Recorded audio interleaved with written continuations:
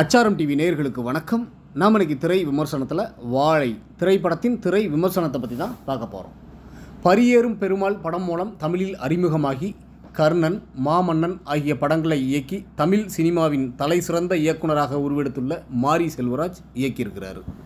இந்த படத்தோட கதை என்னன்னு பார்த்தீங்கன்னா, பள்ளி சிறுவனான சிவானந்தம் தான் கதையின் நாயகன். கதையின் நாயகனான சிவானந்தமும் அவனது நண்பன் சேகரும் பள்ளி விடுமுறை நாட்களில் குடும்ப கஷ்டத்துக்காக பிடிக்காத வாழை தார் சுமக்கும் வேலைக்கு செல்கிறார்கள். சிவானந்தம் ஒரு நாள் பள்ளி ஆண்டு விழாவில் நடனமாடும் பயிற்சிக்காக அக்காவின் அனுமதி வாங்கி கொண்டு அம்மாவுக்கு தெரியாமல் செல்கின்றான். அன்று சிவானந்தம் வாழைத்தார் தூக்கும் வேலைக்கு செல்லாததால் அன்று நிகழ்ந்த சம்பவம் என்ன என்பதை மிக மிக தத்ரூபமாக சொல்லியிருப்பதே இந்த படத்தின் மீத கதை.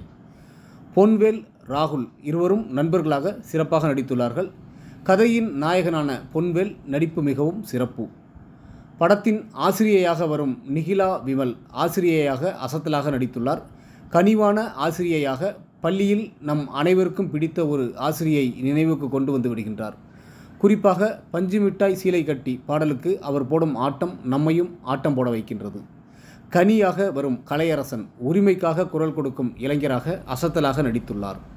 வேம்பு கதாபாத்திரத்தில் நடித்துள்ள திவ்யா துரைசாமி ஒரு பாசமான அக்காவாக அருமையாக நடித்திருக்கின்றார். தாயாக நடித்திருப்பவர் சூப்பராக நடித்துள்ளார். தயாரிப்பாளர் JSKவின் நடிப்பும் அருமை. மற்றும் இதில் நடித்த அனைவருமே சிறப்பாக நடித்துள்ளார்கள். சந்தோஷ் நாராயணனின் இசையில் பாடல்களும் பின்னணி இசையும் படத்திற்கு மிகப்பெரிய பலமாக அமைந்துள்ளது. வாழை தோட்டங்களையும் மண் சாலைகளையும் கிராமத்தையும் அற்புதமாக தனது கேமராவில் படம் பிடித்திருக்கின்றார் தேனி ஈஸ்வர். இயக்குனர் மாரி செல்வராஜ் அவரது வாழ்க்கையை எல்லோரும் ரசிக்கும்படி சொல்லி கிளைமேக்ஸில் எல்லோரையும் கண்கலங்க வைத்து விடுகின்றார். தரமான வெற்றி படத்தை கொடுத்த இயக்குனர் மாரி செல்வராஜுக்கு பாராட்டுக்கள். ஒட்டுமொத்த படக்குழுவினருக்கும் அச்சாரம் டிவி சார்பாக வாழ்த்துக்கள்.